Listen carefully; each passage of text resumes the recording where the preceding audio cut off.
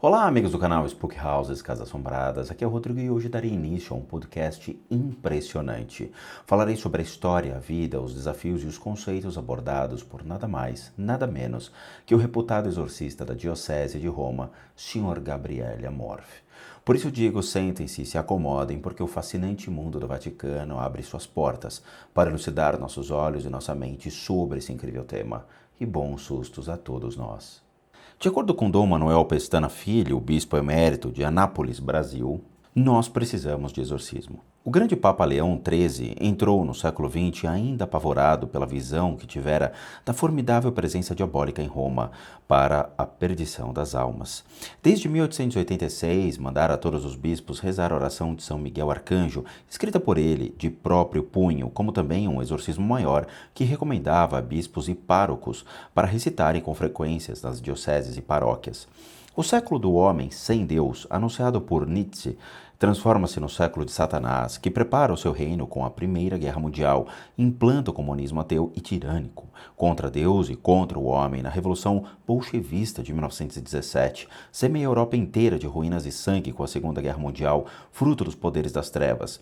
Invade toda a terra de ódio, terror, impiedade, heresia, blasfêmia e corrupção em guerras e revoluções sem trégua. Insinua-se de início como fumaça e depois implanta-se poderoso no seio da própria igreja.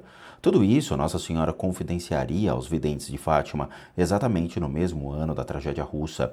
E o mesmo se diga no terceiro capítulo da Gênesis, em que se pinta a vitória da serpente infernal e a presença de Maria esmagando-lhe a cabeça. A cristandade continua a rezar as orações de Leão XIII, estimadas pelos papas, como por meio de pensadores cristãos, como, por exemplo, Anton Bon, no Satã, no Mundo Atual, e de L'Abbé Venesseau, Satans das la Cité. Denunciam assim a infiltração do visível do demônio em todas as estruturas da sociedade. Bernano surpreende-os sob o sol de Satã. De súbito, ao aproximar-se o último e temeroso quartel do século XX, contesta-se a existência dos anjos, desaparece a oração de São Miguel, suspendem-se os exorcismos, inclusive o do batismo, mergulha no silêncio o ministério e a função de exorcista. Paulo VI queixa-se da fumaça de Satanás dentro do templo, quase ocupar o espaço do incenso esquecido, e amargura-se com a autodemolição da igreja. Os seminários desaparecem, a teologia prostitui-se em cátedras e iniquidade, a liturgia reduz-se, com certa frequência, a uma feira irrelevante de banalidades folclóricas. A pretexto da inculturação, a vida religiosa desliza para o abismo. Os poderes do inferno não prevalecerão contra a igreja, é certo, mas o próprio Senhor prediz o obscurecimento da fé, o esfriamento da caridade. A visão do inferno de Fátima faz vacilar o otimismo ingênuo e irresponsável dos que apostam na salvação de todos, mesmo até dos que a recusam. Bem, haja a tradução portuguesa de Padre Gabriele Amorfi, um exorcista raconta. Certamente acordará muitas consciências narcotizadas pela civilização da morte e da mentira. A sua experiência é notável e séria, ajuda-nos a avaliar o estrago incomensurável causado na igreja e no mundo quando se deixou de levar o diabo a sério. Sei que não podemos acreditar nele, não seria o pai da mentira, mas quando parece dizer a verdade, há sempre algo de sinistro atrás do que ele diz. Ele é um homicida desde o princípio, incapaz de atingir Deus com seu furor, destrói, odiento e cínico a imagem dele nos homens. Jesus começa sua menção tentado pelo demônio e a expulsão dos maus espíritos torna-se uma das notas mais relevantes de sua atividade messiânica. Em meu nome expulsarão os demônios, de Jesus ao despedir-se dos discípulos, notando que este será um sinal dos que creem nele. E Satanás, pela ação dos apóstolos, caía dos céus como um raio. Quando os cristãos de todos os níveis, apesar dos evangelhos e do magistério, principiaram a duvidar da ação e depois da existência do espírito rebelde, aconteceu o que Jesus havia anunciado. Expulso, ele volta para casa, desocupada, varrida e arrumada, mas indefesa, com 7 espíritos piores do que ele. E a condição final torna-se pior do que antes, exatamente o que está a acontecer. Hoje não é só fumaça de Satanás penetrando por uma fenda oculta, mas o diabo de corpo inteiro, que irrompe triunfalmente pelas portas centrais. Quem o vai esconjurar das nossas igrejas, das nossas residências episcopais e paroquiais, dos nossos centros comunitários, dos nossos seminários e universidades, dos senados e das câmaras legislativas, dos palácios do governo e da justiça, dos bancos e das bolsas, dos meios de comunicação, das escolas e hospitais, da consciência de todos nós. E não hesitemos, quem vai expulsar os demônios dos palácios pontifícios, das congregações e secretarias, das nunciaturas, das conferências episcopais e cúrias, dos santuários e basílicas, da ONU e dos parlamentos, sem falar desse mundo posto maligno que viceja sob o sol de Satã. Nós precisamos urgentemente de exorcismo. Obrigado, Padre Amorfe, pelo seu exemplo e coragem. Obrigado aos inspiradores e promotores da tradução na primorosa língua de Camões. Dom Manuel Pestana Filho. O padre Gabriele Amorfe, exorcista da Diocese de Roma, confia-nos o seu conhecimento e a sua experiência acerca do demônio. Esse livro apareceu em Itália no outono de 1990.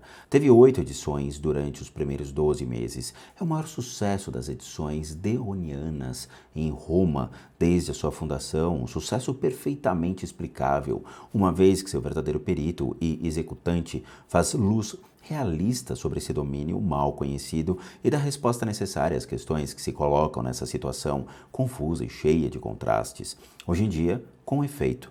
Para muitos cristãos, entre os quais se incluem teólogos e eclesiásticos, sublinha o padre Amorfe, o demônio já não existe. Seria apenas uma personalização simbólica de fenômenos obscuros, psiquiátricos ou parapsicológicos em vias de explicação científica. Para muitos outros, pelo contrário, o demônio exerce hoje em dia um fascínio credível. Tem o seu lugar na publicidade, fala-se de beleza do diabo, comboio do inferno e outras coisas. Missas negras e seitas satânicas multiplicam-se em Itália, França, Alemanha e outros países. A quando de uma recente emissão televisiva, várias pessoas mencionaram pactos vantajosos, segundo elas, que tinham com Satanás. Vale a pena, diziam. Não se apercebiam ainda de que o preço é demasiado caro, pois o demônio não tem amigos, só tem escravos. E assim, carreiras brilhantes de cantores de rock, conseguidas graças a Satanás, acabaram no suicídio. Entre os teólogos que negam a existência do demônio e os que defendem, onde está a verdade? Esse livrinho está nas condições de responder a essa questão e de dissipar as ignorâncias e confusões, por vezes dramáticas. O nosso mundo permissivo admite sem problemas que toda experiência é boa e inocente e que se pode participar nela sem riscos. Numerosos cristãos jovens e velhos fazem assim experiências da feitiçaria, da bruxaria, do ocultismo, do espiritismo, das religiões orientais e das suas derivações, ignorando completamente os perigos que correm e arrastando outros. Alguns tornam-se prisioneiros do demônio ou mesmo possessos, sem se darem conta de que lhes acontece e desconhecendo que o exorcismo os poderia libertar. Além disso, alguns jovens comprometidos em vocações generosas ou santos que alcançaram o cume de sua vida espiritual ficaram por vezes confundidos, como foi o caso de Santa Cur de Ars, Santa Bernadette, Santa Teresa de Lisieux ou Madre de Montestroy, ao serem submetidos a agressões físicas e morais que os puseram à beira do desespero e os fizeram sentar à mesa dos pecadores, como dizia Teresa de Lisieux, porque Satanás descarrega contra aqueles que ameaçam o seu reino. O padre Gabriele Amorfe faz um ponto da situação. Ele recorda em traços largos os principais ensinamentos da Escritura e, como a vida de cada homem, a vida do mundo travam um combate espiritual, o Apocalipse refere-o em termos simbólicos, enquanto Cristo e os apóstolos São Paulo o referem em termos mais diretos. O demônio espreita-nos, conhece os pontos fracos, organiza o mundo para o explorar. O aumento extraordinário do erotismo, a apologia vitoriosa da homossexualidade, o mercado insinuante da droga e das suas máfias são os exemplos mais visíveis. A expansão do ateísmo, do materialismo e de tantas ilusões enganosas na nossa cultura e na nossa publicidade levar-nos-ia em meados do século XX a dizer: o demônio modernizou-se, organiza o seu reino no mundo como um presidente do conselho de administração de uma empresa, tudo trabalha para ele. Vai poder repousar, renunciar às diabruras de antigamente, mas a sua maior habilidade é fazer-nos crer que não existe.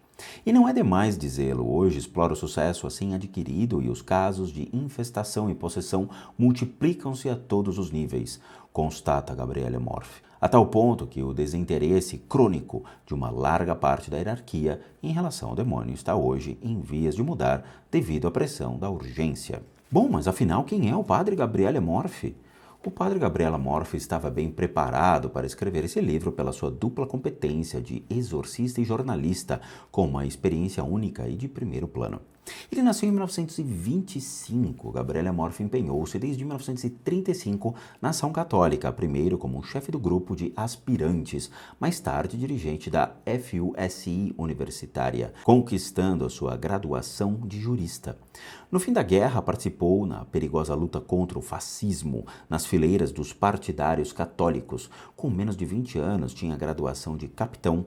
Empenhou-se na fundação da Democracia Cristã, onde foi um dos homens de confiança de Gasperi, para o qual trabalhou diretamente com Andreotti Fanfani Colombo Dossetti.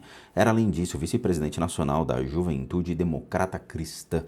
Doutorado em Direito aos 22 anos, deixa tudo pelo sacerdócio. Entra nos Paulistas, ordem fundada em meados do século para estabelecer a presença de Deus na comunicação social. Foi provincial em Itália em 1977 e 1978, dirigiu em seguida uma das revistas deste complexo mediático cristão, a Madre de Dieu, ou Mãe de Deus, em que o seu talento fez avançar uma etapa. Foi um dos descobridores de Medjugorje. Será que a Virgem, inimiga da serpente, o fez mudar de rumo? Deixou a outros a direção de sua revista para ir ajudar o padre Cândido Amantini, passionista exorcista da Diocese de Roma, que já não chegava para a tarefa. Esse mestre, herdeiro de uma grande experiência das tradições da Igreja, iniciou no discernimento e nas práticas do exorcismo. A vida de Padre Gabriele Morphy é passada ao serviço de tantas e tantas pessoas em perigo que não têm ajuda ou que vivem na ignorância do que não existe solução. Em 6 anos de trabalho esgotante, exorcizou cerca de 10.000 pessoas, 70 das quais declaradamente possessos. Bom, será que os exorcistas se querem sobrepor aos psiquiatras? De maneira nenhuma, declarou-se indevidamente que esses substituem os exorcistas. A complexidade do problema, pelo contrário, convida-os a colaborar e o padre Gabriele Morphy, como todo exorcista sério, trabalha com colaboração com os médiuns. Muitas vezes o seu trabalho começa precisamente quando se manifestam certos indícios psíquicos ou ainda nas ocasiões em que as técnicas médicas e psiquiátricas se mostram derrotadas, tanto a nível de diagnósticos como de terapêutica. Num e no outro caso, o discernimento é, por vezes, difícil e fundado em conjecturas. Para o psiquiatra é confirmado pelo próprio tratamento. Para o exorcista é confirmado através do exorcismo, em que o demônio, sentindo-se mal, reage abertamente e depois, sobretudo, pelo contraste entre a conduta aberrante do possesso e o estado calmo pacífico normal que ele readquire imediatamente após ser libertado.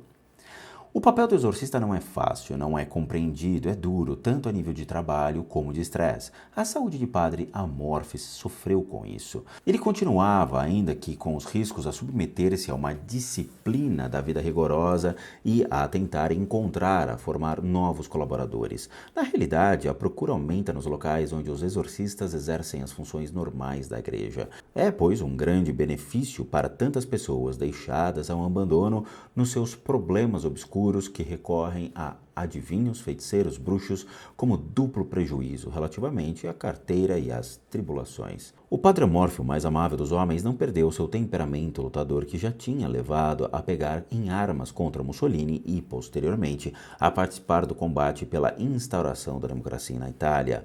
"O senhor está envolvido no seu mais duro combate", disse-lhe.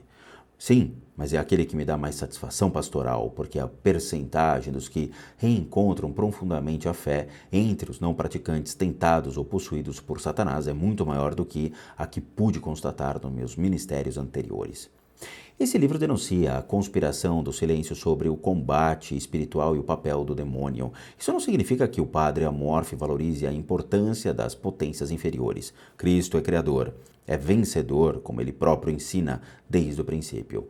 O demônio é marginal, não é um marginal perigoso, porque a sua própria lei da criação é uma lei do amor, portanto, da liberdade. Deus não aniquila demônios e pecadores por um exercício mágico do seu poder.